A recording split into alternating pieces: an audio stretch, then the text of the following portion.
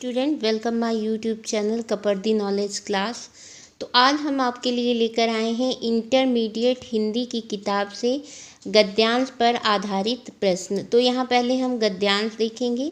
भूमि का निर्माण देवों ने किया है, वह अनंत काल से है। उसके भौतिक रूप, सौंदर्य और समृद्धि के प्रति सचेत होना हमारा आवश्यक कर्तव्य है। भूमि के पार्थिव स्वरूप के प्रति हम जितने अधिक जागृत होंगे, उतनी ही हमारी राष्ट्रीयता बलवती हो सकेगी। यह पृथ्वी सच्चे अर्थों में समस्त राष्ट्रीय विचारधाराओं की जननी है। जो राष्ट्रीयता पृथ्वी के साथ नहीं जुड़ी, वह निर्मूल होती है।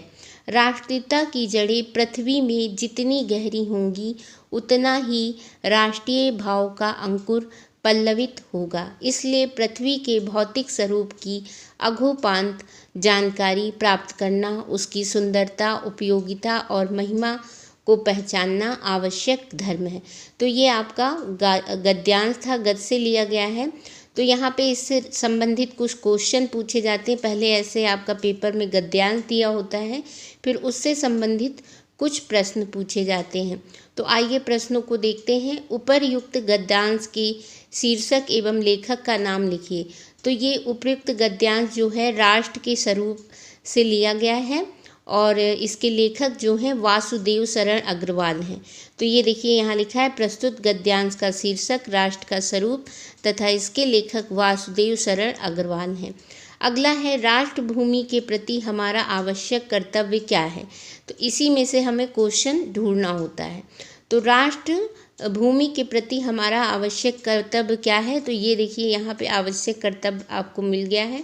तो यहाँ से आगे हम पढ़ेंगे। भूमि का निर्माण देवों ने किया है, वह अनंत काल से है। उसके भौतिक रूप, सौंदर्य और समृद्धि के प्रति सचेत होना हमारा आवश्यक कर्तव्य है। तो यहाँ पे हमारा आवश्यक कर्तव्य क्या है। तो राष्ट्र भूमि के प्रति हमारा आवश्यक कर्तव्य है उसके भौतिक रूप, यहाँ से देखिए, उसके भौतिक रूप, सौंदर्य और समृद्धि के प्रति सचेत होना हमारा आवश्यक कर्तव्य है। अगला क्वेश्चन है, किस प्रकार की राष्ट्रीयता को लेखक ने निर्मूल कहा है। तो ये आपका यहाँ पे हो गया है। देखिए यहाँ पे निर्मूल लिखा है, जो राष्ट्रीयता पृथ्वी के साथ नहीं जुड़ी वह निर्मूल होती है।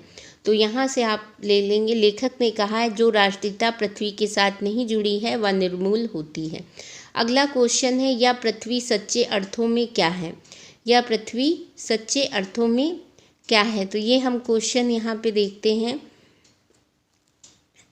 यह पृथ्वी सच्चे अर्थों में समस्त राष्ट्रीय विचारधाराओं की जननी है। तो इसका आंसर आपको यहाँ से मिल जाएगा। इसमें भी देख लीजिए, यह पृथ्वी सच्चे अर्थों में समस्त राष्ट्रीय विचारधाराओं की जननी है।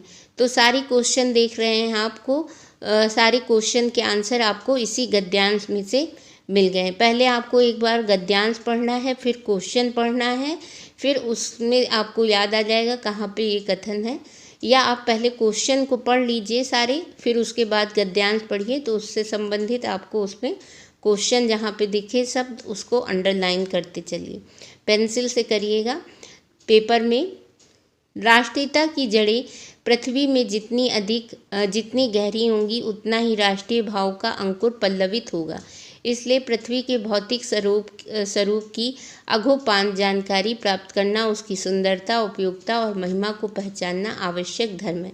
अब यहाँ पे इन्होंने कहा है कि जो रेखांकित अंश है उसकी व्याख्या कीजिए। तो यहाँ पे रेखांकित अंश की व्याख्या, राष्ट्रीयता की जड़ें पृथ्वी में जितनी अधिक गहरी होंगी, उतना ही राष्ट्रीय भाव का अंकुर पुष्पित एवं पल्लवित होगा। अर्थात राष्ट्रीयता का आधार जितना अधिक सशक्त होगा, यानी कि मजबूत होगा, राष्ट्रीय भावनाएं भी उतनी ही अधिक विकसित होंगी। अतः प्रारंभ से अंत तक पृथ्वी के भौतिक स्वरूप की जानकारी रखना तथा उसके रूप, सौंदर्य, उपयोगिता एवं महिमा को पहचानना प्रत्येक मनुष्य का न केवल कर्तव्य है, अपितु उसका धर्म भी है। अब अगला क्वेश्चन है, भूमि का निर्माण किसने किया है और कब से किया है। तो भूमि का निर्माण यहाँ पे देखते हैं।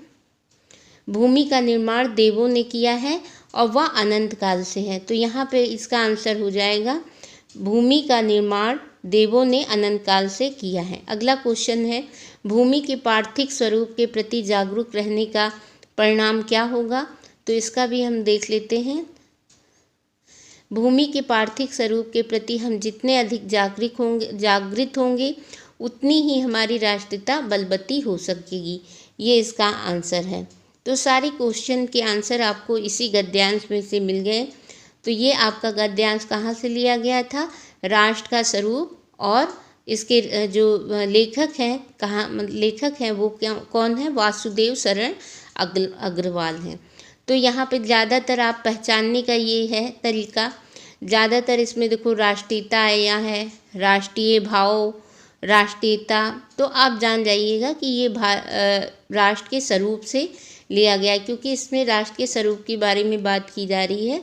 तो ये राष्ट्र के स्वरूप से लिया गया है और इसके जो लेखक हैं वासुदेव शरण अग्रवाल हैं। अगला गद्यांश हम लेते हैं। जन का प्रवाह अनंत होता है, सहस्त्रों वर्षों से भूमि के साथ राष्ट्रीय जन ने तादात्म्य प्राप्त किया है। जब तक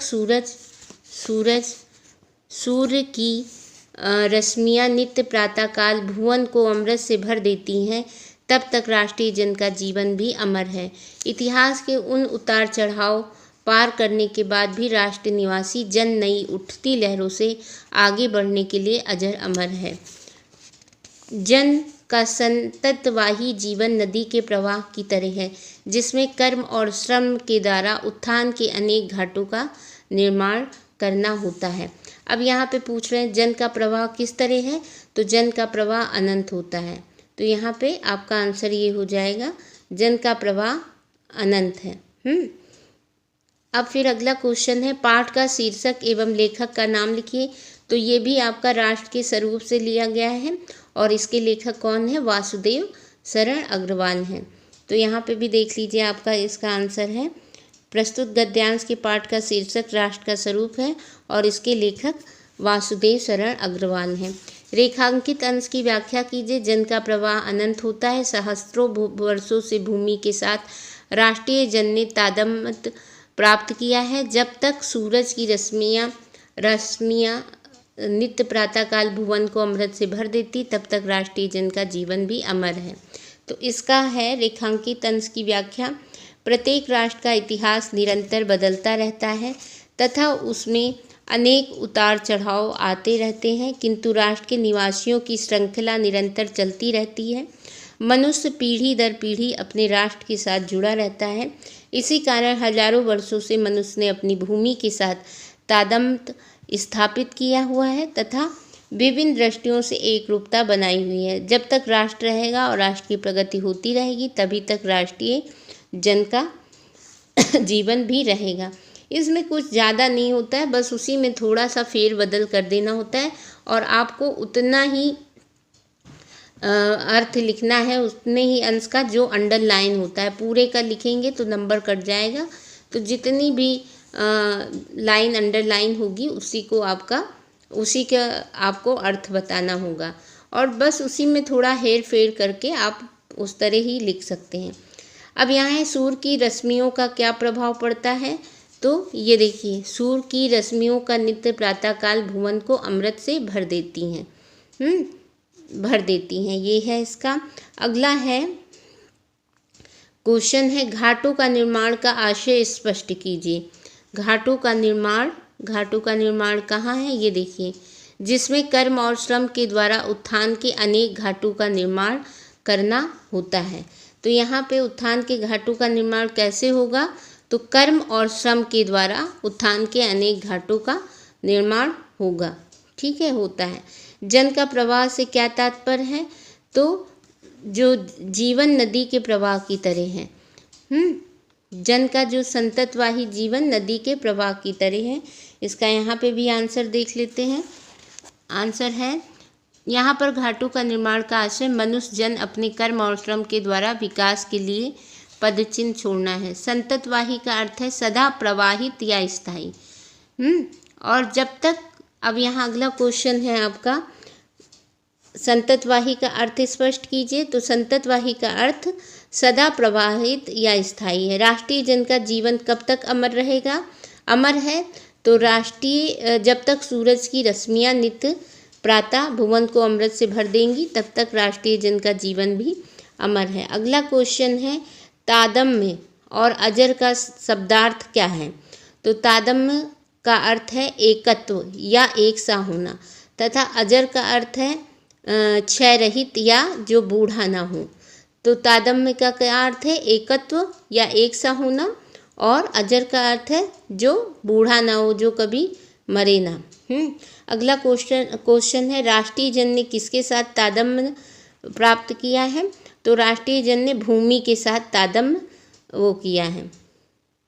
यहाँ पे कहाँ पे था ये देखो, सहस्त्रों वर्षों से भूमि के साथ राष्ट्रीय जन ने तादम्य प्राप्त किया है। अगला क्वेश्चन है आपका,